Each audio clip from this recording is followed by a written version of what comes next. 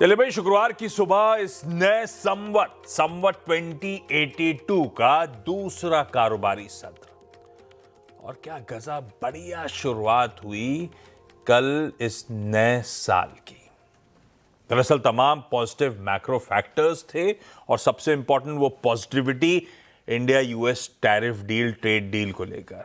उन सब के बीच बढ़िया गैप के साथ ऑलमोस्ट 200 पॉइंट उछाल के साथ भारतीय बाजारों ने कामकाज की शुरुआत करी और उस तेजी में हम 26,104 तक के इंटरडे हाईज छूते हुए नजर आए। और वो तेजी अमूमन पहला हाफ भी नहीं कहूंगा, 1-1.5 बजे तक कह लीजिए वो तेजी इंटैक्ट थी। उस सेकेंड हाफ में आखिरी 2 घंटे में मुनाफा वसूली का दबाव हावी होता हुआ नजर आया। और दबाव क्या, वो पूरे गेन्स वाइप आउट होते हुए कहां 26,104 तक के लेवल्स, 105 तक के लेवल्स, और कहां 25,900 पे सेशन की समाप्ति होती हुई। पर ठीक है, पिछले 6 ट्रेडिंग सेशंस में भारतीय बाजारों ने वैसे 900 भी नहीं, 950,000 पॉइंट के आसपास का उछाल डिलीवर करके दिया है। तो इस तरह का एक तरफे मूव के बाद मुनाफा वसूली बनती थी और कह सकते हैं करेक्शन हेल्दी भी था। पर फिर भी गणित कहता है कि back to back 6th straight trading session हो गया भारतीय बाजारों में बढ़त के साथ, हरे निशान के साथ कामकाज का। हाँ, लेकिन यह जरूर है कि एक कल के ट्रेडिंग सेशन में बड़ी गाड़ी लाल कैंडल बनती हुई नजर आई है। ऐसे में हमें एक केयरफुल रीअसेसमेंट तो करना चाहिए भारतीय बाजारों का, वो आगे करेंगे भी शो के दौरान। लेकिन आज के क्यूज एक बार रख देता हूं। 1/4% बढ़त, शायद 60, 65, 70 अंक मजबूती के साथ हम लोग आज इस फ्राइडे सेशन की शुरुआत कर रहे होंगे। लाइए दिखाता हूं ग्लोब का हाल और उसके बाद हॉर्मा से समझ लेंगे मूड है कैसा। गिफ्ट निफ्टी आपकी स्क्रीन पर रख ही दिया है, हल्के हरे निशान के साथ 1/4% बढ़त के साथ शुरुआत होगी। हमारे एशियन पेयर्स स्क्रीन पर हैं, ठीक है, लार्जली इन ग्रीन कामकाज होता हुआ। सारे एशियाई बाजार खुले हुए हैं, सबका मूड आपकी स्क्रीन पर है। यूएस में कल जब हम सेशन की समाप्ति कर रहे थे, यूएस के फ्यूचर्स एकदम फ्लैट थे, एकदम फ्लैट से कह लीजिए 1/4% दबाव में थे। डाउ 1/4% दबाव में था, बाकी दोनों फ्लैट थे। उसके सामने सेशन तो कहीं बेहतर पैन आउट हुआ, 1/3% डाउ और बाकी देखिए बेंचमार्क दोनों मजबूती के साथ बंद होते हुए। और आज सुबह के फ्यूचर्स मिले जुले से फ्लैट से इन ग्रीन टिल्ट के साथ लार्जली ट्रेड होता हुआ। तो हैंडओवर तब और अब की पहली प्लेट आएगी, जहां छोड़ा था उससे बेहतर हैंडओवर है। शायद यही रीजन है कि एशिया, और शायद यही रीजन है कुछ हद तक गिफ्ट निफ्टी भी इन ग्रीन कामकाज की शुरुआत के इंडिकेशंस दे रहा है। लेकिन क्या हुआ ओवरनाइट डेवलपमेंट्स में, सारी डिटेल के लिए हरमाज से बातचीत कर ली जाए। हरमाज भाई साहब, गुड मॉर्निंग। आज आने इन्फ्लेशन के नंबर्स कंफर्म्ड आएंगे या? और वो शटडाउन का आजकल अपडेट मतलब ही नहीं रहा बाजार को, क्या आप बताते भी नहीं हो? 4 हफ्ते हो गए, कुछ हो ही नहीं रहा है, कुछ नहीं हो रहा है एक्चुअली, कोई बातचीत भी नहीं कर रहा है आपस में, मतलब ही नहीं है। कल एक और बार सेनेट में प्रस्ताव रखा गया था एक बिल पास करने के लिए कि भाई जिन लोगों को फर्लो नहीं किया गया है और जिन अभी भी काम पर आना पड़ रहा है विदाउट पे, उनको अगर पेमेंट दे दी जाए, उसके लिए एक बिल रखा गया था। वो बिल भी सेनेट में फेल हो गया 54-45, यानी कि अब जाकर के अगले इस शुक्रवार को, यानी कि आज तो कुछ ना हो, लेकिन अगले हफ्ते से जो है सारे सरकारी जो मुलाजिम है, जो उनकी सैलरीज आनी है वो नहीं आएंगी अगर शटडाउन चलता रहा तो। और मंगलवार से जो एयर ट्रैफिक कंट्रोल संभालते हैं उन्हें भी अपने सैलरीज नहीं मिलेंगे। तो ये सारा मामला अभी भी चल रहा है, ऐसा कोई अपडेट नहीं आया है। ये प्रस्ताव रखे। तो फिर आज इन्फ्लेशन के नंबर कैसे आएंगे? जो बचे कुछ है वो निकाल के दे के चले जाएंगे। हाँ, क्योंकि बीएलएस ने कहा था कि वो अपने कर्मचारियों को बुलाएंगे ये डेटा इकट्ठा करने के लिए, और वो डेटा इकट्ठा करके फिर से जो है वो शटडाउन प्रोसेस में चले जाएंगे ये लेकिन ये इन्फ्लेशन का आंकड़ा 15 तारीख को आना था, जिसके बदले अब आज आने वाला है। और अगर हम बात कर ही रहे हैं इन्फ्लेशन की, तो 0.3% महीने दर महीने और 3.1% साल दर साल बढ़कर आने के अनुमान है। और ये एग्जैक्टली सेम आंकड़ा है जो अगस्त के महीने में आया था, तो वैसे ही अनुमान है। लेकिन इसके बावजूद, भले ही आप फेड के लक्ष्य से काफ़ी दूर है, लेकिन फेड जो है अभी फिलहाल लेबर मार्केट को तवज्जो ज़्यादा दे रहा है, और उस वजह से भले ही सीपीआई के आंकड़े अनुमान से ज़्यादा आए, फिर भी फेड जो है अपनी ब्याज दरों में कटौती के स्टांस को चेंज नहीं करेगा, ये सारे अर्थशास्त्रियों का मानना है। और जेपी मॉर्गन की ट्रेडिंग डेस्क तो ये कह रही है कि S&P 500 इन आंकड़ों के बाद और बढ़त दिखा सकता है, 65% इसकी प्रोबेबिलिटी है। और 22V रिसर्च कह रहा है कि 45% मार्केट पार्टिसिपेंट्स ये मानते हैं कि रिस्क ऑन रिएक्शन होगा CPI के आंकड़े के बाद। अगर ये अनुमान के मुताबिक आया तो ये ये फिलहाल अनुमान लगाए जा रहे हैं। नतीजे जो थे वो मिले जुले थे, कोई ऐसे बड़े नतीजे आए नहीं। हनीवेल के नतीजे अच्छे थे जिससे डाउ को सहारा मिला। अमेरिकन एयरलाइंस के नतीजे, नुकसान जो था वो अनुमान से थोड़ा बेहतर था, इस वजह से शेयरों में बढ़ोतरी देखने मिली। और टी मोबाइल और सुपर माइक्रो के नतीजे थोड़े से कमज़ोर थे। लेकिन बड़ा अपडेट जो देर रात आया है वो ये है कि डोनाल्ड ट्रंप और शी जिनपिंग की आधिकारिक तौर पर मुलाकात की तारीख जो है वो जाहिर हो चुकी है और वो 30 अक्टूबर को दोनों नेता जो है दक्षिण कोरिया में मुलाकात करेंगे। और बैठक डोनाल्ड ट्रंप ने ये कहा है कि हम हर चीज़ पर डील करेंगे और सभी इस डील से खुश होंगे, ये उन्होंने जो है आश्वासन दिया है। और ये 2019 के बाद दोनों नेताओं की पहली बैठक इन पर्सन मीटिंग जो है वो होगी। लेकिन ये सिग्निफिकेंस इसलिए है ज़्यादा क्योंकि 30 अक्टूबर और 1 नवंबर के बीच में सिर्फ 2 दिन का फासला है। 1 नवंबर को जो डोनाल्ड ट्रंप ने धमकी दी थी और उससे पहले जो 10 नवंबर तक की डेडलाइन थी, जो दोनों देश जो पहले अलग अलग जगहों पर मिले थे, दोनों देश के जो डेलीगेट्स थे, तो उन्होंने ये तय किया था कि 10 नवंबर तक जो है ये टैरिफ कम लेवल्स पर रखे जाएंगे। लेकिन डोनाल्ड ट्रंप का एक बहुत बड़ा दौरा है ये। आज देर रात वो रवाना होंगे अमेरिका से। पहले वो मलेशिया जाएंगे आसियान की समिट के लिए, उसके बाद वहाँ से जापान जाएंगे, वहाँ की नई प्रधानमंत्री जो है उनसे मुलाकात करेंगे और उसके बाद वहाँ से दक्षिण कोरिया जाएंगे।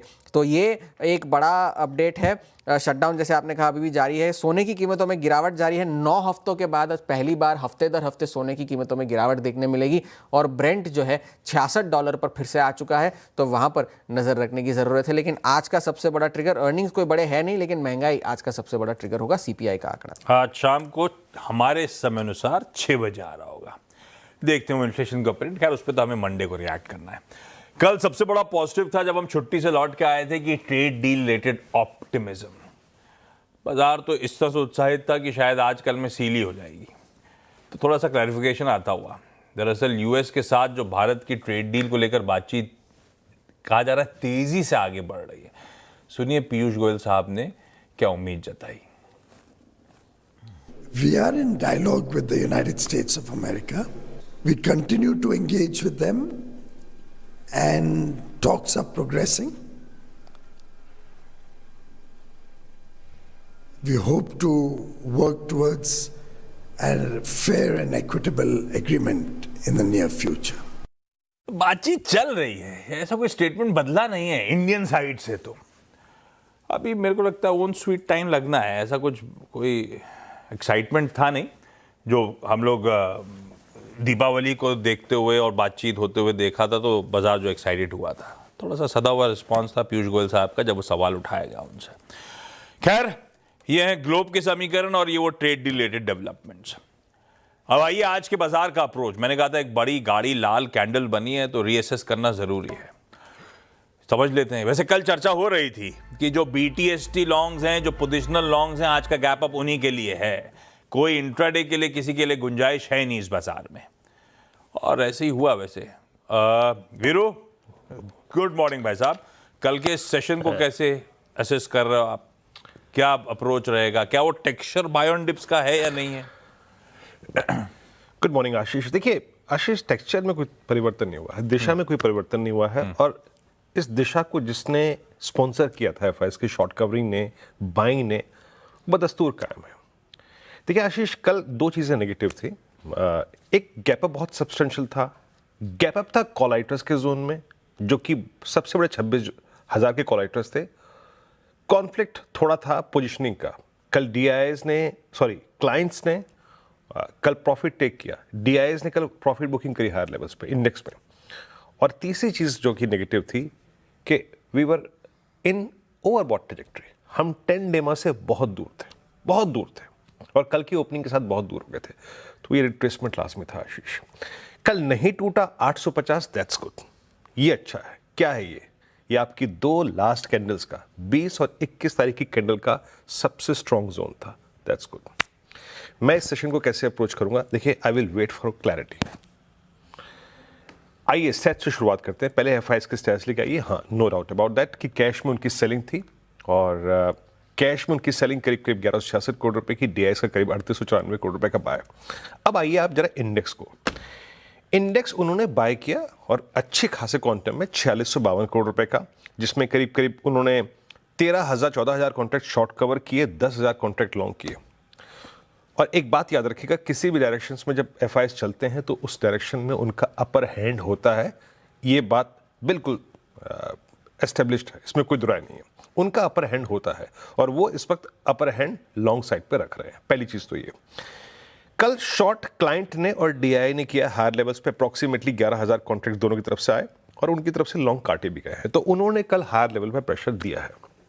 अब आते हैं इंडेक्स की पोजिशनिंग पे। देखिए कल के रिवर्सल के बाद, इंट्राडे रिवर्सल के बाद 26, 26.1, 26.2 इन तीन जोन्स में, मैं कल भी कह रहा था कि 26,000 इट्स टफ, 26,000, 26,100 दोनों जगह करीब करीब 2.25 करोड़ कॉल खड़ी हो गई है। और नीचे अगर पुट्स कहीं पे खड़ी हैं साइजेबल, तो वो है 25,800 की स्ट्राइक। मेरी अप्रोच क्या रहेगी? देखिए मैंने कहा ना कि मैं वेट करूंगा, मैं क्लैरिटी चाहता हूं। Either Nifty will rotate between base 1 and RS1। Please base 1 screen पे लेके आइएगा। मैं ट्रेड को लेने में इच्छुक दो ही सर्कमस्टेंसेस में होऊंगा, either a weakness towards base 1। अब बेस 1 क्या है? हमारी दो लास्ट कैंडल्स का, कल की नहीं, ये दीपावली और मुहूर्त ट्रेडिंग के दिन की, इन दो कैंडल्स का एक क्रिटिकल जोन है। Either a dip towards base 1, above base 1, तो बाय करूंगा और RS1 पे अपने ट्रेड को चेक करूंगा। अभी मैं सिर्फ बात कर रहा हूं बिटवीन बेस 1 एंड RS1 को अपने ट्रेड चेक करूंगा।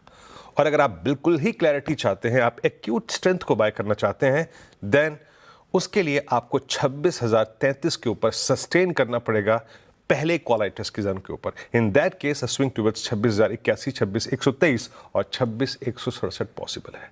आपको कॉलाइटस के जोन में आके एंटर करना पड़ेगा। और एक और चीज, बेस 1 फिर लिखा आएगा। इन एनी केस अगर हम बेस 1 को वायलेट करते हैं तो अपने रिस्क को रिड्यूस कर लीजिएगा। इन दैट केस, जो मैंने बात कुछ देर पहले कही कि we are too far away from 10 DEMA, तो शायद थोड़ी सी cooling off in that case हो। तो क्लैरिटी क्या है? Acute strength above RS1, between base 1 and RS1, ये गेम रोटेट करेगा। अभी निफ्टी बैंक, ये भी कूलिंग ऑफ हुई। और आशीष, पहली बार मैंने अपने करियर में एक चीज देखी है कि निफ्टी बैंक ने अपने प्रीवियस हाई को, ऑल टाइम हाई को 2000 पॉइंट से क्रॉस कर दिया। And ICICI bank is below 200 day exponential moving average. ये एक ही बहुत ही जिसे कहते हैं ना, कंप्लीट सरप्राइज पैकेज है, कंप्लीट। कल HDFC बैंक और ICICI बैंक दोनों में प्रॉफिट टेकिंग हुई, अच्छी प्रॉफिट टेकिंग हुई, और यही कारण था कि आप लौट के आए 58,000 की स्ट्राइक पे। अभी भी याद रखिएगा, 58,000 सबसे बड़ा पुट राइटर्स का जोन है with outstanding OI of 13 lakh, और ऊपर कल स्ट्रॉन्ग कॉल राइटिंग विजिबल थी। अप्रोच क्या रहेगी? मैं दो ही सर्कमस्टेंसेस में बैंक निफ्टी में री एंटर करूंगा, either a retracement toward base 1 और बेस 2। क्या तो कूलिंग ऑफ हो बेस 1 बेस 2 तक, तब कोई लॉजिकल एक बेस्ट रिस्क रिवॉर्ड रेशियो के हिसाब से कोई ट्रेड बैठेगा, और लेट इट स्टेबलाइज अबव 58,200, 58,200 के ऊपर सस्टेन हो, 58,000 पे पुट राइटिंग विजिबल हो, और कुछ स्टेबिलिटी ICICI बैंक में आए 200 डेमा की ट्रेजेक्ट्री से। इन that case bank Nifty will move up, और उसके बाद RS1 तक का और RS2 तक का स्विंग पॉसिबल है। तो आशीष, थोड़ा सा क्लैरिटी का इंतजार कीजिए, या तो बेस 1 पे या फिर RS1 के क्रॉस होने पर निफ्टी को बाय कीजिएगा। आशीष, आज के बढ़िया से स्टॉक आइडियाज के लिए इक्विनॉक्स रिसर्च के पंकज रांदर साहब जुड़ते हुए, लाइए जरा स्ट्रिंग फिल आउट कीजिए। पंकज जी, गुड मॉर्निंग भाई साहब, आज के प्रिफर्ड आइडियाज। जी good morning Ashish ji, good morning everyone. Ashish ji, मेरे जो कॉल्स रहेगी वो दोनों बाइंग साइड के ऊपर है। पहला जो ट्रेड रहेगा वो IGL के फ्यूचर्स के ऊपर खरीदारी की सलाह रहेगी। 215 की रेंज में इसको खरीदारी करनी है। 211 का स्टॉप लॉस, 222, 225 के टारगेट्स हैं। काफी अच्छा RSI के अंदर डाइवर्जन दिखा है और वॉल्यूम एक्टिविटी काफी बढ़िया लगी है। दूसरा जो ट्रेड रहेगा मेरा, वो भारत फोर्ज के फ्यूचर्स के ऊपर खरीदारी की सलाह रहेगी। कल 1275 के ऊपर इसने एक ब्रेकआउट कंफर्म किया है, तो 1295 की रेंज में अभी फिलहाल ये ट्रेड कर रहा है। 1295 में खरीदारी की सलाह रहेगी। 1270 का एक स्टॉप लॉस मेंटेन करना है। मोमेंटम कंटिन्यू रह सकता है 1350 रुपए तक के टारगेट के लिए। लीजिए भाई साहब, दो बढ़िया से आइडियाज, IGL और भारत फोर्ज। भारत फोर्ज तो कल गजब मूव्स डिलीवर कर रहा था, मेरे ख्याल से वायदा के टॉप गेनर था। दोनों में खरीदारी करने का कॉल, दोनों के स्टॉप लॉसेस आपकी स्क्रीन पे। Pankaj ji, thank you so much सुबह जुड़ने के लिए। अब आइए आज के इंपॉर्टेंट स्टॉक्स इन न्यूज। और स्टॉक्स इन न्यूज के लिए क्या करा, कंचन तो रोज की तरह जुड़ेंगी, साथ में लक्ष्मण को भी कहा था सुबह जुड़ जाइए भाई साहब। लक्ष्मण के पास पहले जा रहा हूं क्योंकि वो अपडेट कल शाम को लक्ष्मण सबसे पहले आप सबके साथ साझा कर रहे थे, शेयर कर रहे थे कि डीएसी यानी कि डिफेंस एक्विजिशन काउंसिल ने 79,000 करोड़ रुपीस के डिफेंस इक्विपमेंट्स की खरीदारी को हामी दी है, मंजूरी दी है। लक्ष्मण भाई साहब, ये 79,000 करोड़ रुपीस में क्या क्या खरीदने की तैयारी हो रही है, किसको फायदा होगा? Good morning. रक्षा मंत्री राजनाथ सिंह की अगुवाई में ये जो डिफेंस एक्विजिशन काउंसिल यानी डीएसी की बैठक हुई, उसमें 79,000 करोड़ रुपए 79,000 करोड़ रुपए के डिफेंस इक्विपमेंट खरीदने के प्रस्ताव को मंजूरी दी गई है। इसको तकनीकी भाषा में कहते हैं एक्सेप्टेंस ऑफ नेसेसिटी, यानी ये सारा सामान खरीदा जाना जरूरी है। तो इस जरूरत वाले प्रस्ताव को मंजूरी दी गई है। ये जो 79,000 करोड़ रुपए के सामान खरीदे जाएंगे, ये उसमें इंडियन आर्मी के लिए भी सामान होगा, इंडियन नेवी के लिए भी सामान होगा, इंडियन एयरफोर्स के लिए भी सामान होगा। अगर शुरुआत में करूं इंडियन आर्मी से, तो इंडियन आर्मी के लिए 3 से 4 इक्विपमेंट खरीदे जाएंगे। मिसाल के तौर पे नाग मिसाइल सिस्टम MK2 खरीदा जाएगा। इसी तरीके से इंडियन आर्मी के लिए ground based mobile ELINT system ELINT system होता है, ये खरीदा जाएगा, जिसको GBMES कहते हैं। हाई मोबिलिटी व्हीकल खरीदे जाएंगे इंडियन आर्मी के लिए। अब इंडियन नेवी की बात करें तो वहाँ भी 3 से 4 ऐसे इक्विपमेंट खरीदने के प्रस्ताव को मंजूरी दी गई है, जिसमें लैंडिंग प्लेटफॉर्म्स डॉक्स कहते हैं LPD, ये खरीदे जाने के प्रस्ताव को मंजूरी दी गई है। 30 mm के नेवल सरफेस गन खरीदे जाएंगे, इसकी मंजूरी यहाँ पे दी गई है। इस तरीके से इंडियन नेवी के लिए कहें तो advance light vehicle wait torpedo होता है ALW2, ये खरीदे जाएंगे। Electro optical infrared search and track system खरीदे जाएंगे। इंडियन नेवी के लिए 76 mm super rapid gun mount खरीद के लिए, ठीक बात है, मिसाइल। अच्छा मैं बताऊं, इन सब आएंगे सीधा सॉरी टॉप 20 की बहुत टीम में बहुत सारे स्टॉक शुमार होंगे। कायदे से आप BEL, Bharat Dynamics, Bharat Earth Movers Limited, Cochin Shipyard, Mazagon Dock, ये आपका Garden Reach Ship Builders, Larsen and Toubro, Tata Motors, ये सब रडार पर रखिए। क्यों, वो सब डिटेलिंग में लेकर आऊंगा हम लोग जब मैं और आशीष चर्चा करेंगे। लेकिन ये आज defence as a space 79,000 crore rupees के प्रोक्योरमेंट ऑर्डर्स के चलते रडार पे रहेगा, और लार्जली सब इंडिजिनस, इसीलिए ये सारी कंपनीज फोकस में। कंचन, बाकी के इंपॉर्टेंट स्टॉक्स न्यूज ये डिफेंस के अलावा? जी, नंबर्स के लिहाज से बात करी जाए तो कोलगेट के नंबर्स आए थे और जो एक्सपेक्टेशन मार्केट ने लगाई थी, नंबर्स वहीं पे आते हुए दिखाई दिए हैं। अगर रेवेन्यू फ्रंट पे बात करी जाए तो 6.5% की गिरावट देखने को मिली है। कंपनी के प्रॉफिट में भी 17% तक का हमें दबाव देखने को मिला है। लेकिन इसमें आपको एक चीज़ ध्यान रखनी होगी, जो GST है, जो पहले 18% था इनके ओरल सेगमेंट में, वो अब रिड्यूस होकर 5% हो गया है, जिसके बाद मैनेजमेंट का कहना है कि GST ट्रांजिशन के चलते नंबर्स में प्रेशर आता हुआ दिखाई दिया है। सेकेंड हाफ ऑनवर्ड्स यहाँ पे हमें जो GST का जैसे से ट्रांजिशन होगा, स्टेबलाइज होगा, हमें वापस से एक इम्प्रूवमेंट आता हुआ दिखाई देगा। और जो मार्जिन्स को यहाँ पे स्टेबिलिटी देखने को मिली है, वो बेसिकली इनका जो प्रीमियम प्रोडक्ट है उसके चलते देखने को मिली है। तो नंबर जो एक्सपेक्टेशन थी वहीं पे आते हुए दिखाई दिए हैं। इसके अलावा सिप्ला आज आपको अपने फोकस में रखना है, बिकॉज एली लिली के साथ मार्केटिंग और डिस्ट्रीब्यूशन के लिए कंपनी ने एक अग्रीमेंट साइन किया है। बेसिकली जो डायबिटीज की दवाई है इनकी, और जो ओबेसिटी की ट्रीटमेंट में दवाई है, उसके लिए पूरा का पूरा जो ये अग्रीमेंट है उसको साइन किया गया है। कोटक महिंद्रा बैंक आज आपके फोकस में रहना चाहिए। DPIIT ने कोटक महिंद्रा बैंक के साथ MOU साइन किया है। ये बेसिकली स्टार्टअप को फिनेंशियल और साथ ही साथ जो नॉन फिनेंशियल सपोर्ट है उसके लिए साइन किया गया है। टाटा ट्रस्ट, देखिए मेहली मिस्त्री ने दोबारा से अपनी जो नियुक्ति है उसका प्रस्ताव दिया है। अकॉर्डिंग टू सोर्सेज जो है ये खबर आती हुई दिखाई दी है। ट्रस्ट ने बोर्ड से वापस से ये जो प्रस्ताव है उसको रखा है, तो हो सकता है यहाँ पे कुछ हमें अनाउंसमेंट आता हुआ दिखाई दे। रखिए सारे स्टॉक्स को भाई अपने रडार पे। अच्छा, मैंने टाटा मोटर्स कहा था, तो एक बात अभी करेक्ट कर दूं, पता नहीं बाद में बात हो। वो CV बिजनेस के लिए जो अभी लिस्ट ही नहीं हुआ है वो रडार पे होगा, या अभी तो PV बिजनेस लिस्टेड है। खैर, आज की brokerage report sting play out करिएगा। कल आए थे दिग्गज हिंदुस्तान यूनिलीवर लिमिटेड HUL के नंबर्स तो फीके दिख रहे थे, चर्चा भी हुई थी चैनल पे कल। खैर, इस पे सिटी की रिपोर्ट और सिटी का भरोसा बना हुआ है HUL को लेकर। बल्कि पहले 2900 के टारगेट्स थे, बढ़ा के 3000 रुपए कर दिया, यानी कि कल की क्लोज से बढ़िया 15% का अपसाइड सिटी को आने वाले समय में हिंदुस्तान यूनिलीवर में नजर आता है। वो दरअसल इस कंपनी के स्ट्रैटेजिक विजन, वो जो मीडियम टर्म ग्रोथ आउटलुक है, उस पर भरोसा जता रहे हैं। इसीलिए HUL उनके रेडार पे, उनकी बाइंग लिस्ट पे। ब्रेक का समय है। ब्रेक के उस पर जब लौटूंगा तो पृथ्वी फिनमार्ट के मनोज कुमार जैन साहब से चर्चा करेंगे आज की बढ़िया कमोडिटी कॉल्स और एक गोल्ड पे इंटरेस्टिंग ब्रोकरेज रिपोर्ट आई है। प्रोड्यूसर साहब बना लें, ब्रेक के उस पार उस पर भी चर्चा करूंगा।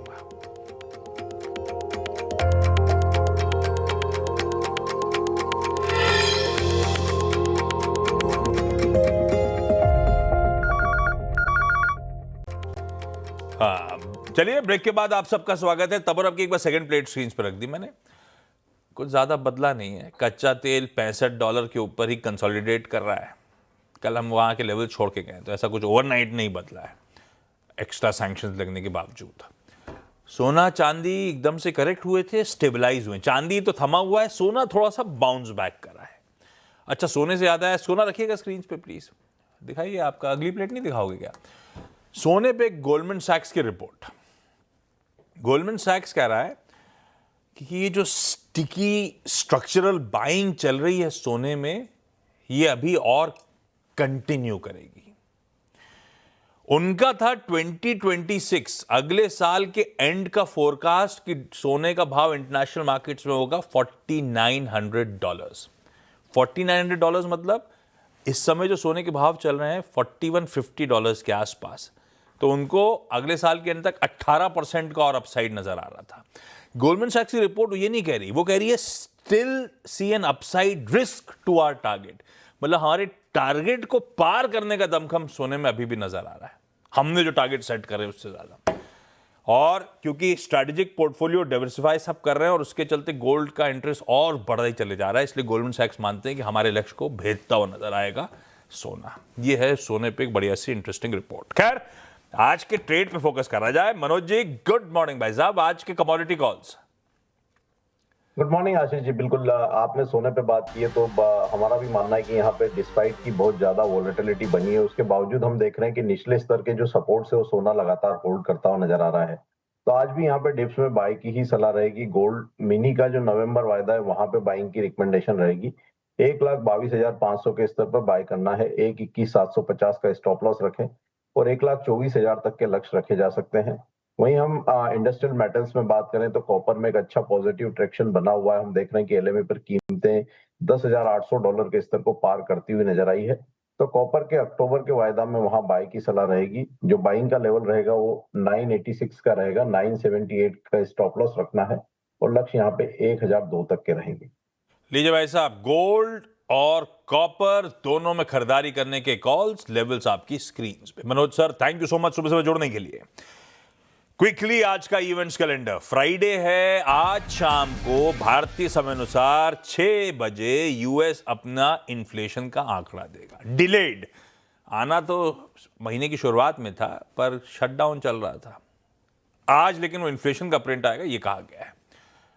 तो देखते हैं क्या नंबर आता है। पिछली बार अगस्त का आंकड़ा था 2.9% का। मोटा मोटी ज्यादातर लोग मान के चल रहे हैं कि वहां से थोड़ा सा बढ़ ही रहा होगा। 2 निफ्टी के रिजल्ट्स हैं, डॉक्टर रेड्डीज लेबोरेटरीज और SBI लाइफ इंश्योरेंस कंपनी के। 2 वायदा के नंबर्स और जोड़ लीजिए इसमें, SBI कार्ड्स और कोफोर्ज के। बाकी कैश की लिस्ट लंबी है, उस पर नहीं जा रहा। 4 बोर्ड मीट्स हैं अलग से। बोर्ड मीट तो खैर रिजल्ट वाली भी होती हैं। फेडरल बैंक आज फंड रेजिंग पर विचार कर रहा होगा इक्विटी शेयर इशुएंस के जरिए। ई-क्लर्क सर्विसेज रिजल्ट्स के साथ साथ बायबैक कंसिडर कर रहा होगा। भारत रसायन स्टॉक स्प्लिट और बोनस शेयर डोल आउट पे विचार कर रहा होगा। और NRB bearing interim dividend pay आज विचार कर रहा होगा। रिजल्ट नहीं है, सिर्फ इंटरिम डिविडेंड कंसिडर कर रहे होंगे। टाटा मोटर्स आज से टाटा मोटर्स पैसेंजर व्हीकल्स के नाम से जानी जाएगी, बदल गया नाम। कमर्शियल व्हीकल वाला धंधा अगले महीने लिस्ट हो रहा होगा शायद। एक्स डिविडेंड कई सारे हैं, स्क्रीन पर रख दिया है। ऐसा कोई निफ्टी कंपनी मेरे ख्याल से नहीं, इसलिए मैं मेंशन नहीं कर रहा हूं। FNO के बैन में आज कोई भी स्टॉक नहीं है। आज एक मिडवेस्ट नाम की कंपनी जो कि Hyderabad based granite mine owner है, क्वार्ट्ज प्रोडक्शन में उतरी है और आगे रेयर अर्थ मेटल्स में भी जाना चाहती है, मिनरल्स में भी जाना चाहती है। 1065 का इशू प्राइस 88 टाइम से IPO सब्सक्राइब हुआ था। खूब तगड़ा इंटरेस्ट QIB और HNIs की तरफ से, इवन रिटेल की तरफ से।